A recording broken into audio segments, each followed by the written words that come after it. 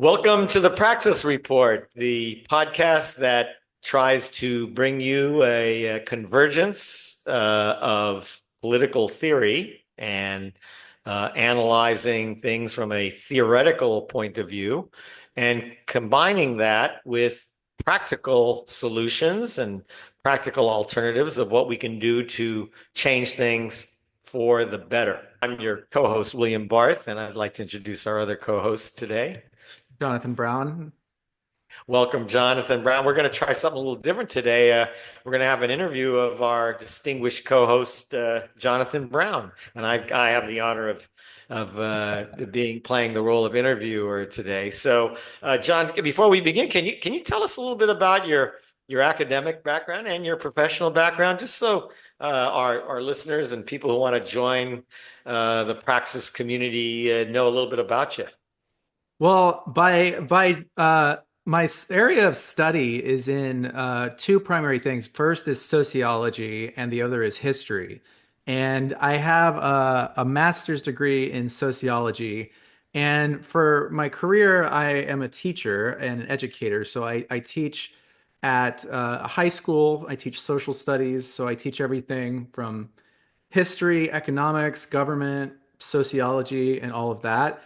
And most of my theoretical lens, the perspective I look at sociology and history is a Marxist Leninist perspective, or what I call a materialist sociology, which is a view of the world that looks at society and history through the lens of the struggle between different economic classes over ownership of production and resources.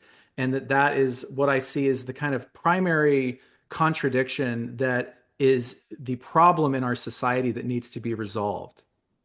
So, wonderful introduction, John. Just a note about our Praxis report. I mean, our idea here at the Praxis report is to, an unshy way, to look at every theoretical lens, including lenses like Marxist-Leninism and libertarianism, capitalism, any kind of social and economic and political theoretical lens to analyze problems so that we can get a really strong understanding of the problems we face. What is the theoretical explanation for those problems? And then practically, what can we do about it? So this really, we think we're bringing something new and different on the Praxis report to the extent we do that. And certainly John's background and John's theoretical lens or methodology, we call it in academic circles, his research methodology is unique. It's different. And I can just tell you personally, I've known John for many years now. He's always the smartest guy in the room. I mean, there's not too many people smarter than John Brown.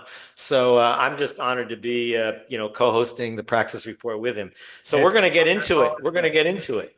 We're going to talk to the smartest guy in the room now, a little bit about his theories, but we're gonna analyze his theories and see Well, if they I would have also, any. hey man, I Yeah, appreciate that, yeah. and I think you're the smartest guy here, man. By the That's nice of you to say. way, but I'm just a plain old country lawyer. That's all I yes, all I will say though is that one Yeah, thing I wanted to add about my background in education is that yeah. I definitely I grew up in the South. I'm a Southern Jew, and I grew up out in the What an country. oxymoron, huh? And so I didn't grow up in a liberal environment by any means, but I was always very interested in trying to study the world around me. So that's what drew me to studying history and sociology. And they always say, that college and school is so liberal. But in my opinion, I always found liberalism to be inadequate because liberalism looks at the problem on the surface level. And I don't feel that liberalism went the step further in going deeper underneath the surface to see what the true reality of the situation was. So the issue I confronted when I went into college was that these sociology types, they would be happy to critique society and critique inequality as long as you did it in a respectable way that was reformist and you kept the same system in place, but we just want to make this capitalist system a little more humane and maybe put different people in power who are women or people of color, but we can't discuss the underlying issues of capitalism itself.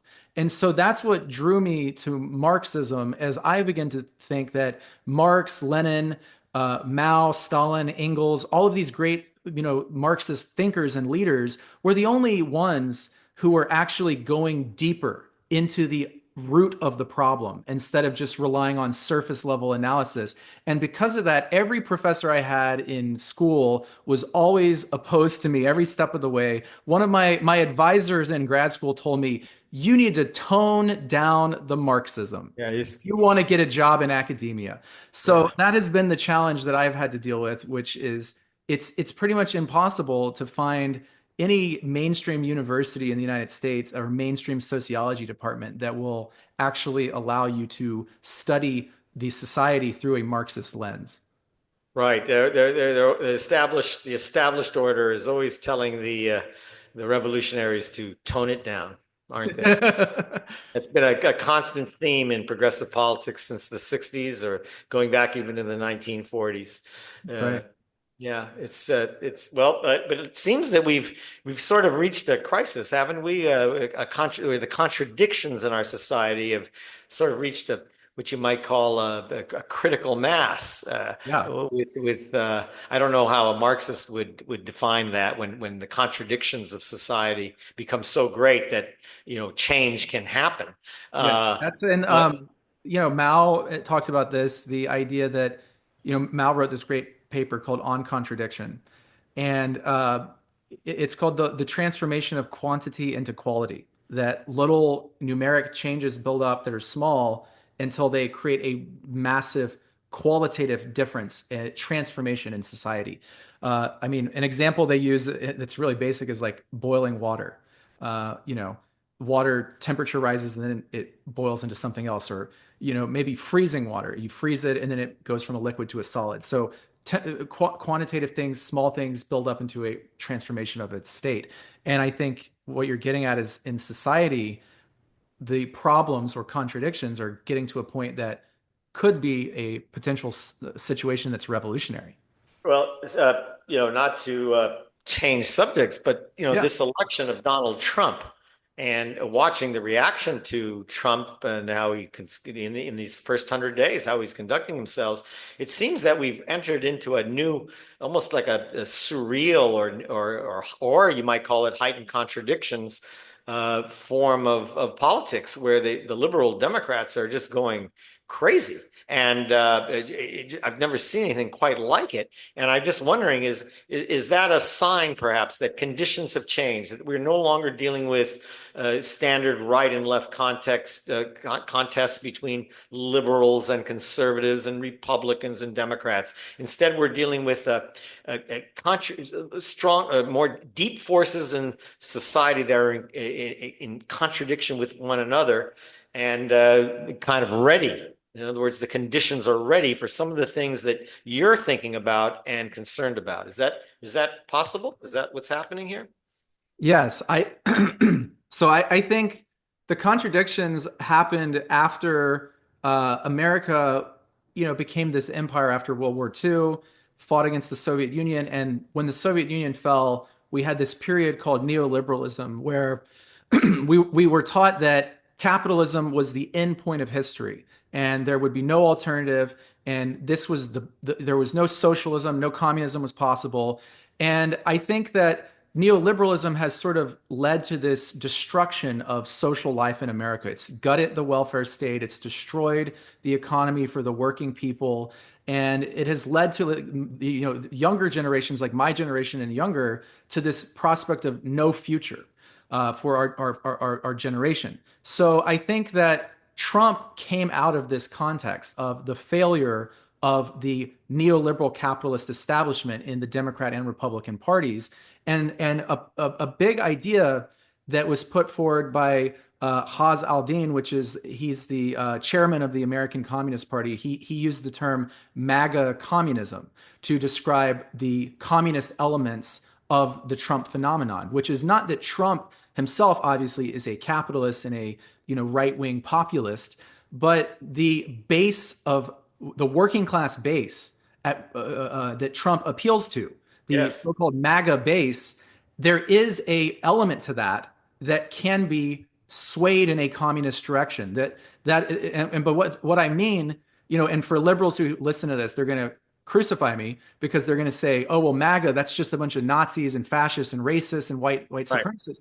But Right. what I'm talking about is the segments of the working class in the South, the Midwest, in rural areas who are disenfranchised, who are lost their jobs from the factories being closed and shipped overseas. Those parts of the country that are angry at the establishment or angry at the swamp in Washington and corruption and all of that. That is the rational kernel of the MAGA movement that communists should be trying to reach because that is the blue collar base of the working class in America. And I think the big problem with the existing socialist parties for the last, since World War II at least, the big problem is that they are essentially just liberals culturally, and they call themselves socialist or communists, but they actually operate in the Democratic Party as sort of a pressure group on the Democrats, and they operate in a liberal environment with no connection to the working class. So I think the big challenge now is to harness the energy that Trump had, that base that he appealed to, and harness that in a socialist direction. And But that's what you have to do. it seems like there would be some kind of a major contradiction between the MAGA communist and the MAGA Trumpist. At some point, there would be a sort of a heightened contradiction between those groups. Is that possible? Yes, because I think Trump, and you and I have talked about this idea. We've talked about this idea before the term MAGA communism existed. But this idea that, I think you came up with this phrase. You said Trump is the only game in town. And Right. what we mean by that is that if the left is embracing neoliberalism and they're defending the institutions of the establishment, Trump is this wrecker that comes in and he's going to drain the swamp and get rid of the establishment and get rid of the crooked media. And so that element of destroying the crooks in Washington and getting rid of the corrupt media, that is an element that appeals to a lot of people in America. Now, Trump himself, the contradiction is that Trump himself is a fraud and he's unable to do that. And he actually is revealing that he's sold out to the same corporate interests, the billion. Billionaire class. Yeah. So Yeah. Trump is exposing that he's not able to contribute any solutions to Well, it's real solutions to these. his MAGA base may very well be disappointed if he doesn't deliver. That's right. And if he fails to, uh, and he will fail because Trump, even though he might succeed on pointing out that there are problems, the solutions he proposes are going to ultimately continue the same problem because Trump is not able to challenge what he calls the deep state or what Marxists might Oh, call the military industrial complex or the complex. bourgeoisie. Right. So So yeah. let's I don't want to sort of take you off track, No, but it would be really, I think, helpful to the listener if they could hear a little bit more about the platform and program, the actual program of the American Communist Party that you're discussing. But I think we have to remember some of the earlier podcasts we've done where we listened to a revolutionary named H. Rap Brown, which he would say, you may have a good program, but we don't know if it's going to work. Well, in other words, you got to deal when you're talking about a revolutionary. A revolutionary deals with conditions as they exist. yeah, You can't go down and say, hey man, join my revolution. We're gonna build something that doesn't exist, but it's better. It's better than what you got now. right. It's going to be better than what you got now. Well, and it might be, but it might not work. So using that lens, because I think it's always good to remember revolutionaries from the '60s.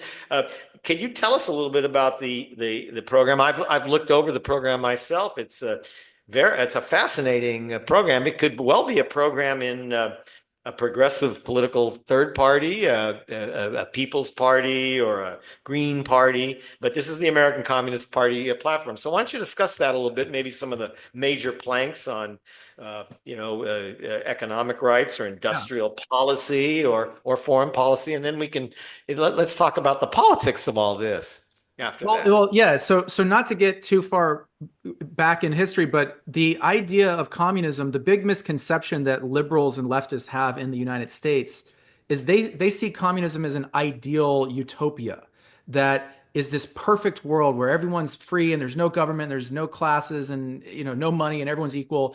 But in reality, to Marxists, we trying to build a scientific strategy for revolution to build communism. So communism has to work according to the actual real world conditions in every country that it's being applied to. So when we look at America, we want to build communism for America based on America's culture and history and situation, what we might call socialism with American characteristics. And that's why the party is called the American Communist Party. The idea is that we are trying to build a program and policies that will work for the actual concrete conditions of the American people and the American working class. Very good. Can you get into a little of that now and tell us what Yeah. that means? What does that mean? So the big some of the big planks of the American Communist Party platform, the first one is the cancellation of debts. And this is an idea that goes all the way back to the Torah, the Bible. It's something that the Abrahamic religions, they called it a jubilee, where every several decades they would wipe out all people's debts and start fresh. So that is one of the biggest concerns of the Communist Party, is that the American people are sort of in this almost neo-feudalist condition of being like serfs to these giant corporate overlords that we are indebted to. So Good point. wiping the debts would be one of the big uh, platforms. And then economically, another one would be expanding on this idea of an economic bill of rights, which historically was proposed in the 1940s by FDR, Franklin Roosevelt, before he died, would have a second Bill of Rights in the Constitution that would guarantee economic rights, like everyone has the right to a job, a living wage, a home, healthcare, childcare, education. So that's another proposal of the American Communist Party, is wiping out debts, giving everyone basic economic rights, reform to housing, to land, because the big issue in America with housing and homelessness is that we have this massive real estate industry, but million homeless people. So reforming the real estate industry and the housing industry is another large plank of the platform. And then finally, in terms of foreign policy, the Communist Party stands for a complete and total abolition of the military industrial complex. So the CIA, the FBI, the national security apparatus, all of that would be completely gotten rid of. And foreign policy, as far as things like NATO, would be completely dismantled. And the IMF and all of these corporate global institutions that are used to enforce American hegemony over the rest of the world, those would be completely abolished. And we would basically think that America should embrace the same kind of idea that Xi Jinping talks about in China, win-win cooperation. Instead of America being an empire that imposes unilaterally its will onto people, we have to recognize that we are part of a multipolar world and have respect and peaceful relations with all the other countries. So I think those are the big messages Yes, of you, you American you you Party. covered a lot of territory. Really well, a good summation to at least give us a taste of sort of the things you're talking about. The cancellation of debt in particular. What a brilliant idea. Again, I want to I don't want to take you off track. But what comes to my mind is President John Fitzgerald Kennedy, who spoke that famous phrase, ask not what your country can do for you, but ask what you can do for your country. So what I'm going to ask you, John, is what can you in the American Communist Party, what are you going to do for your country? What is the average American going to do for their country? In other words, we talked a lot about rights here, but what about responsibilities? That's the flip side of rights. The rights and responsibilities go together. What are the responsibilities that are required by the American Communist Party? I think that's a great question. I mean, I think a communist, being a Marxist, being a communist, you do, the working class is the agent of change in society. The workers are the ones who build the wealth and production of society.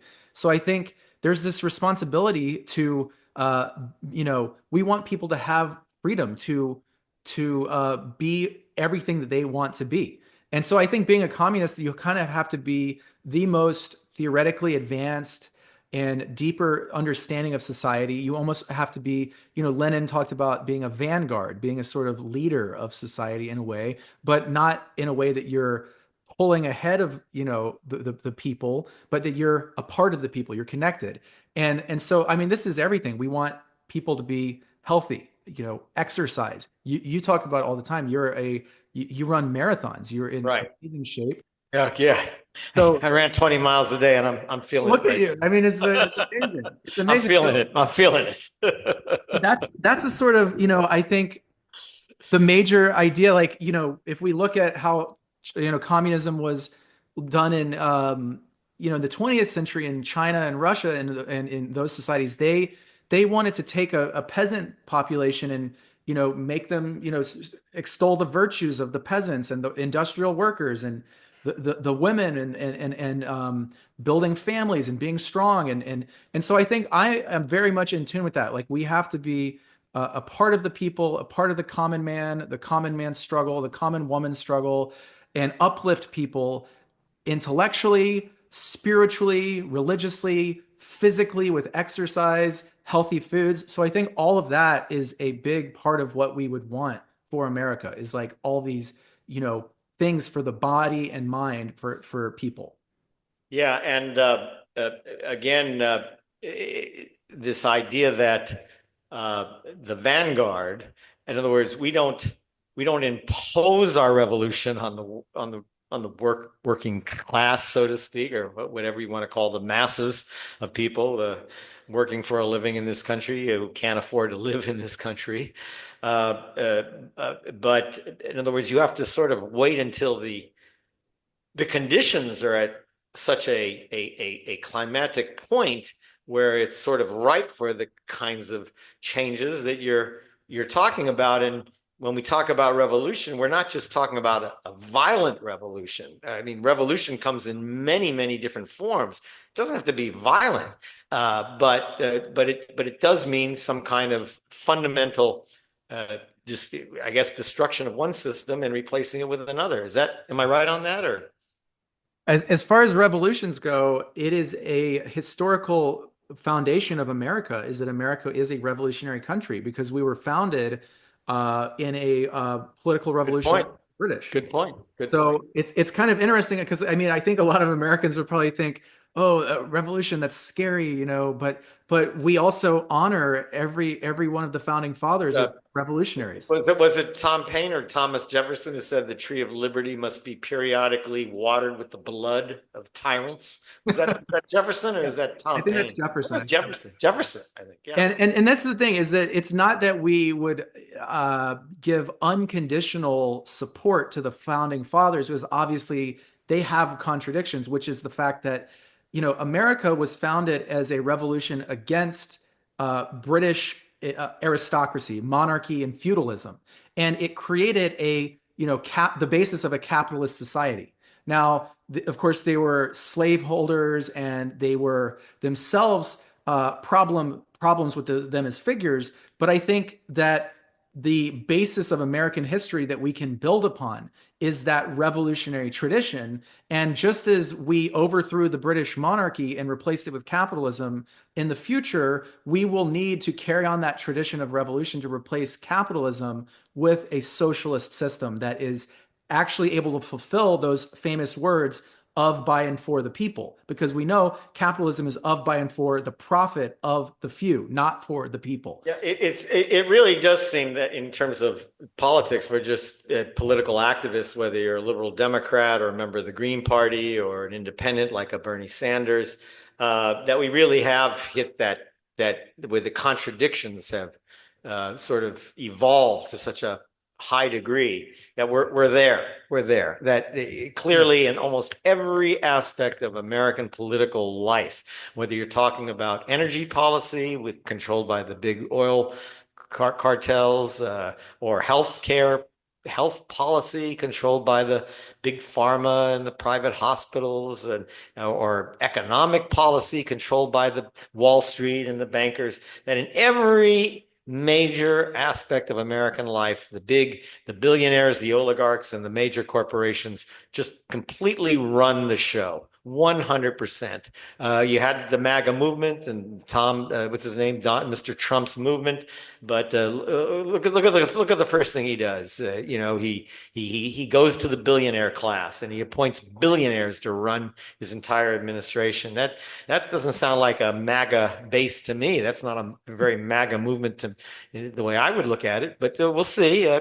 Maybe we'll see what his base does, and whether the base there becomes a contradiction within the MAGA base or not. We'll see. I think that I think the challenge is to expose that Trump himself is unable to be a real leader of the people. I mean, that's to me my whole position on populism. I think that populism is pushing in the right direction in the sense that it is in favor of the people against the elite. But So you like that aspect of Trump's MAGA movement? I do like that aspect of it. I Yeah, think that it's correct to identify that the elite, that is the status quo of capitalism and imperialism and monopoly corporations, that is the elite that is keeping down the common person. However, I don't think Trump obviously does not have a theoretically sophisticated analysis of the cause of that problem or the solution to it. And as you said, therefore, he leads us astray. He appoints billionaires. He does all these, horrible policies that actually make things worse. But because the Democrats and the left have committed themselves to defending the establishment, it that's leaves right. leaves it Trump open to come in with his pseudo populist rhetoric and capture that energy. And I think that's where the socialists need to, win over the masses in that way. Right. That's exactly right. In other words, you have this MAGA populist movement with a hugely, is that a word? Hugely, an imperfect leader who identifies the problem correctly of the deep state and how the established order is ruining things for the working masses, but then comes up with solutions that are even worse than what we had before. And by the same token, simultaneously, you have an opposition party, the Liberal Democrat, which is even worse. So you're left with, what do we do? What's the practical answer? You're proposing one. I'd like to hear your view. There is another view, a kind of a contrary view. This is called the Libertarian Party. It's the biggest third party in America right now. It seems to me that the libertarians also have a massive sort of populist following. Can you comment a little bit about your view, or the American Communist Party view, vis-a-vis the libertarian view, sort of an anti-statist view, and compare and contrast a little bit? And what do you think? How would you reflect on that? I am somewhat sympathetic to libertarianism. I, have always respected that the libertarians are perhaps one of the strongest forces in the anti-war movement. I remember during the Iraq War, it was actually libertarians who were much more. I would go to anti-Iraq war protests, and it would be these kind of like socialist groups, and then the Libertarian Party, and that was who was protesting the war. But when it comes to their position, libertarians see authority and the state as the central problem. And in my opinion, The reason that the state is authoritarian and is oppressive is because the state is a is under the control of the capitalist class.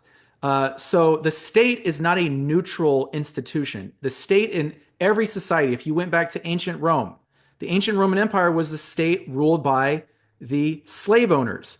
In medieval Europe, the state was ruled by the lords, the aristocracy. And today, the state is ruled by the capitalists, the billionaires, the financial oligarchs. So libertarians, instead of looking at the state as a neutral institution, they must recognize the class basis of the state. Now, in a socialist state, the state is run not by the oligarchs, not by the ruling class.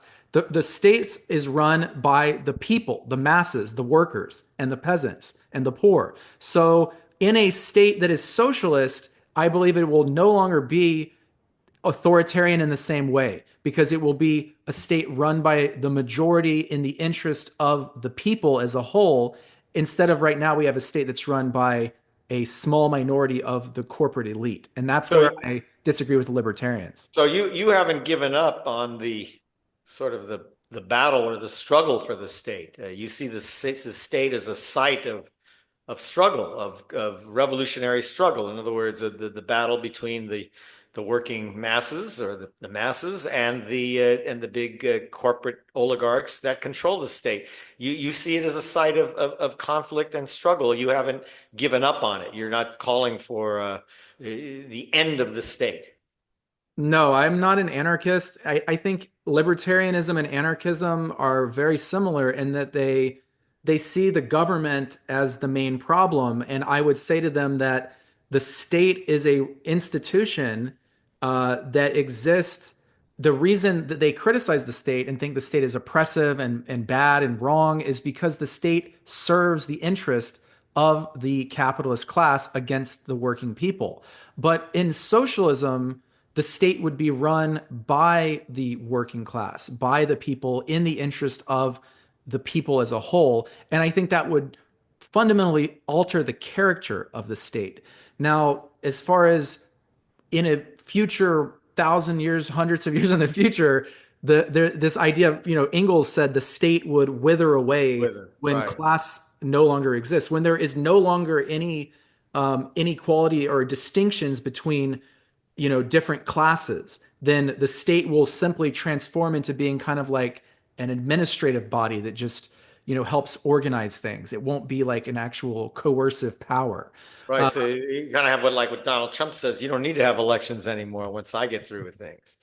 well, not necessarily in, in that sense, but just this Yeah. idea that I think there is a difference between a state that serves the interest of the Right. capitalists and a state that serves the interest of the people, and that's a difference. But to be fair, this issue is the kind of the central debate that we had throughout the period of the 1960s and going forward, which was the role of the state and in socialist societies, had the state become sort of this oppressive bureaucratic entity that actually damaged individual rights and liberties. This was the whole debate over the Soviet Union versus liberal democracies, whether the state had become so bureaucratic, almost like a bureaucratic tyranny, and that people wanted to be. That's how they defined freedom from state control, from statism, and socialism became so identified with the state. And there are, I mean, when I was back in school, there were theorists who were working on sort of a convergence of socialism and libertarianism together. In other words, what they call a non-statist Marxism or something like that. You have any thoughts on that? I completely disagree with that kind of what you're calling libertarian socialism. I think that there's no example in history of any anarchist society or libertarian society ever actually existing in practice. It's a completely utopian ideal, but it's not something that actually exists. And the reason, anarchists and libertarians can criticize socialist states, but the fact is that socialism is being put into practice in real world conditions. And that's why the state exists. Not to get too far into the history of it, but like we could take Russia as an example. Russia was a poor, illiterate, feudal peasant society that was ruled by the czars. And they had to not only lift their society out of feudalism, industrialize their society, and build industry and technology and modern agriculture, they had to do that while being under siege by the entire Western world Right. that was attempting to destroy them. And with the Nazis not only put them under siege, but invaded them and attempted to murder 27 million Soviet citizens. Right. So the Soviet Union, to say we could just abolish the state and have no government, then the Soviet Union would have been destroyed and would have collapsed immediately. So the reason that the state exists in socialist societies is because those societies were under siege and under attack and threatened to be overthrown, both from within, from enemies within, and from enemies without. And that is, I think, a challenge that socialism faces, is that the, you know, what Mao would call the capitalist roaders, these people that want to bring back elements of capitalism, and the imperialist, propagandists will want to overthrow it. And we see the United States government in the past 50 years has overthrown dozens, if not 100, different countries, who, Right. not all that are socialists, but any that elect a government that goes against the interest of U.S. multinational companies. So the state exists, at least while there is a threat of imperialism. There is a state that has to protect the people from being overthrown. Do you think that such a program and sort of an idea can become electorally attractive or popular? I think that it's absolutely popular. And in my experience, I like growing up in Georgia, I would always, whenever I would talk to conservative people in the South that would, they would hate socialism, they hate communism, that, Hate it's it. evil, evil, evil. Absolutely hate it. Hate That's it. right. And at the same time, when you sit down and you don't say the word communism, you don't say the word socialism. Ask them if they like Social Security. Exactly. Well, that's what I'm saying. You actually just talk to them about the issues that matter to their lives, and they agree with you on everything. They agree with you. I So mean, so they should hate Social Security. They should send the checks back to the government and close the program, right? right. I mean, Well, if they hate communism or socialism, right. But that is the thing. I think that the big challenge we're going to face is that America has experienced several decades since World War II of anti-communist Cold War hysteria, McCarthyism, the Red Scare, and ironically, the time in America where there was a great alliance between the United States and the Soviet Union was the 1930s and 40s. In the 30s, with FDR, we had the right? Popular Front, where Communist Party in America was supporting the New Deal programs against the fascists. And during World War II, we aligned with the Soviet Union to defeat the Nazis. So there is a historical basis for an alliance between America and Russia and China and socialism. But we sort of went in a regressive direction after World War II, when America became this global empire. And instead of saying, let's work with the communists to build a new peaceful world after we defeated the Nazis, we turned our military around and said, now we're going to get the communists. And the whole population in America has been taught for generations to fear and hate communism. And of course, it's getting worse now with this new Cold War against China and Russia that is being started again. Right. No question about it.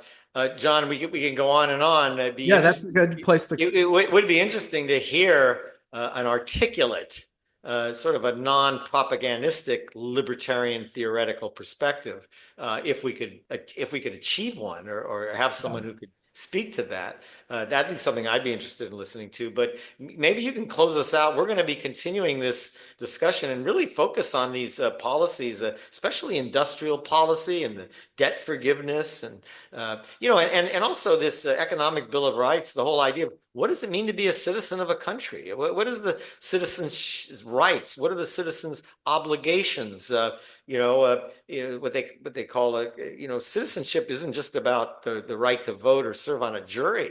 It's about, it is about, can you live in a home and have food to eat, and if you love your country and you're dedicated to it, shouldn't the country sort of guarantee certain fundamental necessities of life just to survive? I mean, we live in a society with what we have, with a million people living on the streets homeless like animals, urinating, defecating in garbage cans and eating out of them. And I've just never seen anything like this. It's Terrible. it's despicable. And I think that I think you're right. I think the conditions have heightened, the contradictions have heightened, that we're going to need to be looking at just these kinds of alternatives, not alternatives, but programs and policies and political directions. So hopefully we'll get into them more, and maybe you can close us out, and we'll continue to look at this.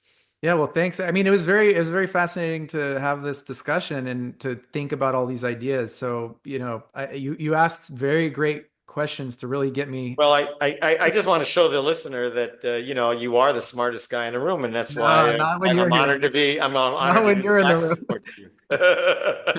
Well, thanks. If you Thanks got to for listen that. to John first, no matter whether you agree with him or not, you got to listen. He's the smartest guy in the room, so you better listen. Well, thank you, man. I appreciate. Hey, Okay, okay. thank you guys for listening. Thanks to our audience, and we're the Praxis Report. We are trying to connect theory to action and encourage political discussion. So if you enjoyed our episode, please like the video, leave us a comment. If you disagreed, leave us a comment as well. We love to hear from you, and be sure to subscribe to our channel and check out our Patreon page. So thank you for tuning in. Until next time, we'll see you then. Peace, brothers and sisters.